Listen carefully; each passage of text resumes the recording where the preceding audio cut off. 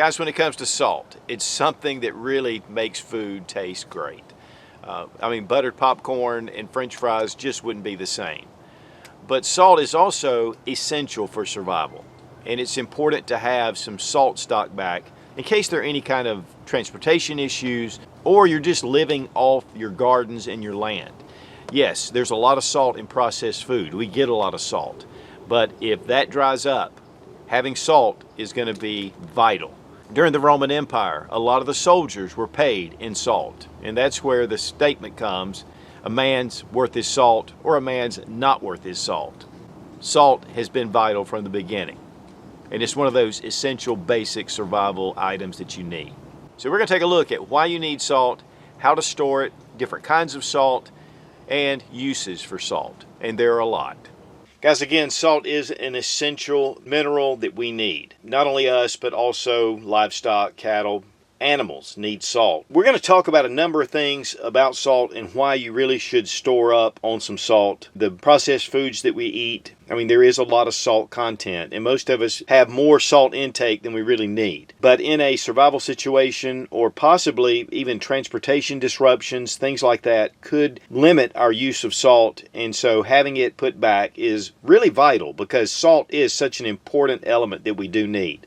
Now, salt is 40% sodium, 60% chloride. And so it gives us a lot of health benefits, but there are also some side effects. It enhances flavor for food, and it's used for food preservation. Now, the most common salt is table salt. And this is just Morton's. There's just a lot of choices when I went to the store. But this does not contain iodine. It's just straight sodium chloride. And so this is what a lot of people use. Now we have here sea salt, but it has iodine added to it. Iodine is an essential mineral as well that you need. And so that's one of the reasons why years ago they started putting iodine in salt. Because it is something that can cause a lot of problems if you don't have enough. Hypothyroidism, goiters, and other conditions. So one of the things about salt is that it will last indefinitely. This is a forever food. It's how you store it. With iodine added to it, it only has a 5-year shelf life. So you need to really store up non-iodine salt, and yet you need to have iodine supplements. Now, there are also specialized salts. We have Himalayan pink salt. This is one of my wife's favorites. It actually has some trace minerals of copper and some others that bring that red color to it. But the trace minerals are so minute, it doesn't really have a lot of health benefits, even though a lot of people claim that it does, according to the FDA. Now, one of the things about this, you'll see it's really thick, but we do have a grinder on top, so you can grind this down to make it easier to be able to mix into foods or to put on food. Then we have Celtic sea salt. Salt comes from the sea as well, and this has a little bit of a gray color to it, which is usual for your sea salt. Most of your other salts are mined, they come out of the ground. And then here we have some sea salt as well, and this is from Morton's, but there's a number of different type salts that you can get. But again, guys, adding this salt is not going to give you health benefits over your standard salt. But this will last a long time, especially in these containers. Next, we have kosher salt. And this is something, of course, that a lot of people use because of the processes for kosher different foods. But this is the coarse, and of course, they do the fine as well. And this is a larger box. You can get them in smaller boxes. This is actually a 3-pound box, whereas your standard cans are just 1 pound, 10 ounces. And then we have canning and pickling salt. This is also consumable for humans. Of course, obviously, if you're canning different things, but the processes are a little different. But canning salt is something that you can use if you need to. Now, when it comes to salt blocks for livestock, they're not recommended for human consumption. Also, rock salt that you get for making ice cream, that is not really intended for human consumption. One of the reasons is because sometimes they have additives and things in there. But of course, rock salt's great for keeping your driveway clear of ice or your steps. So that salt really has a lot of purpose as well. And there are others. There's black salt, there are different type salts, and the sky's the limit. These were just a few that I found at my local grocery store. How much salt do you need? Really about 8 to 10 pounds per person per year. But 1 teaspoon per day is the bare minimum. So the salt intake is very important. Now let's talk about some of the side effects. One thing, they call it hyponatremia, and that means that you don't have enough salt, and that causes vomiting, it causes diarrhea, sweating, headaches, confusion, seizures, comas, and lethargy. You want to make sure that you have your correct salt intake.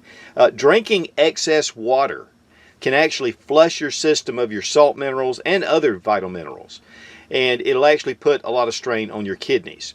And so guys, if you are drinking a ton of water, you need to be careful, and that is one of the things that will deplete your salt.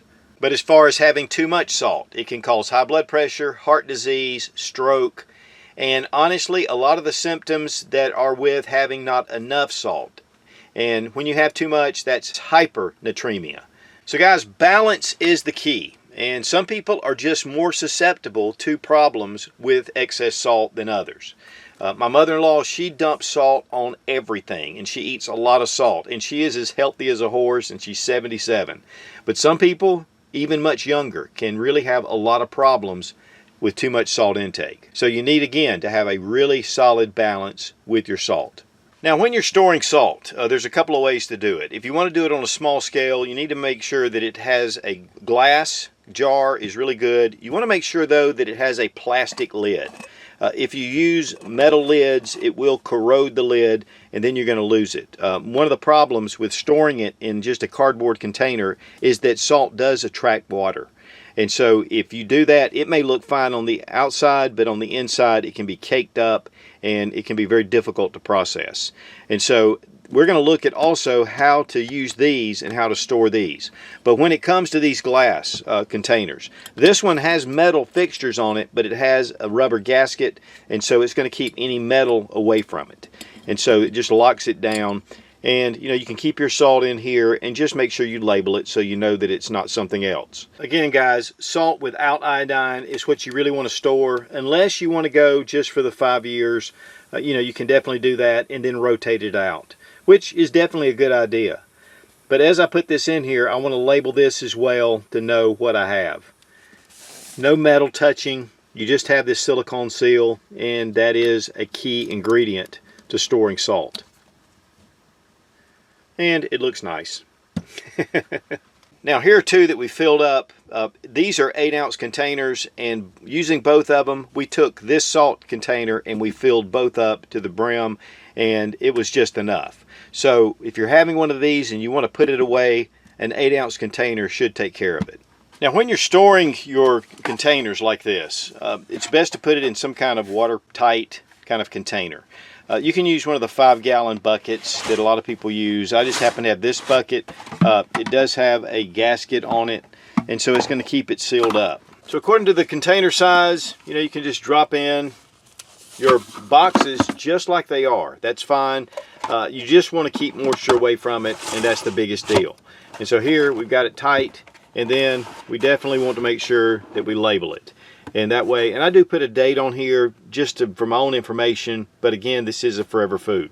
Now guys, there are a number of other uses outside of just flavoring food. One is it prevents mold. Salt will actually kill bacteria, and so it helps to keep the mold down, but also it helps in drying hides. That's one way that really helps, and again, in a grid down situation, that may actually be something you have to do. Also, for steps in driveways when it's freezing, salt comes in handy. Also for cleaning cast iron skillets, using salt is the best way to do it. But even for your wounds, now you've always heard the saying, salt in the wound, it's painful. But again, it does kill bacteria, so that is one way, if there's nothing else, to be able to keep that wound clean. Salt can do it.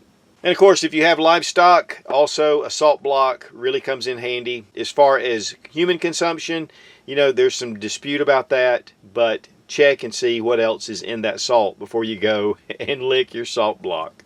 Another thing that we've done over the years is gargle with salt water, and so it really soothes the throat if you have a sore throat, and it allows for that salt really to kill the bacteria. Also, a lot of people use it as mouthwash. If they have any kind of gum disease, they just swish it around in their mouth. Now, you don't want to drink this water, but you can use it and then spit it out. But it's a great way to have something that can soothe, especially your mouth and throat. So guys, make sure that you do add salt to your preps. Again, I mean, it'll last for a long time. There's a lot of health benefits, and it is honestly essential for living. But then also there are some downsides, and again, balance is the key. And of course, keeping it out of water is really the big thing, out of moisture. Even if you feel like that your room that you have is pretty humidity free, it's really good to go ahead and store it up in something that, you know, is airtight, or something that'll keep the water out. These kind of containers right here, they'll be fine pretty much, you know, this plastic, and they can be kept in there. But obviously there are so many different ways, and again, salt has so many different uses. So guys, salt's cheap, so make sure you stock up, have a good supply of salt. Again, there's so many different uses for it, but the main use is just for outright survival in a really critical situation. We've got to have it, so stock up, have you a good supply of it. And if you never need it, you still have plenty of salt for your popcorn and your French fries and your baked potato. Be strong, be of good courage. God bless America, long live the Republic.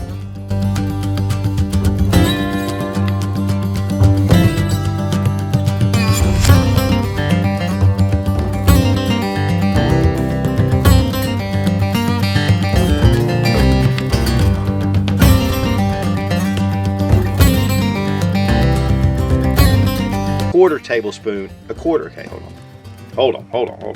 Really get into the weeds with salt. Let's get into the weeds. You want to get in the weeds? Seaweed. That you need for survival.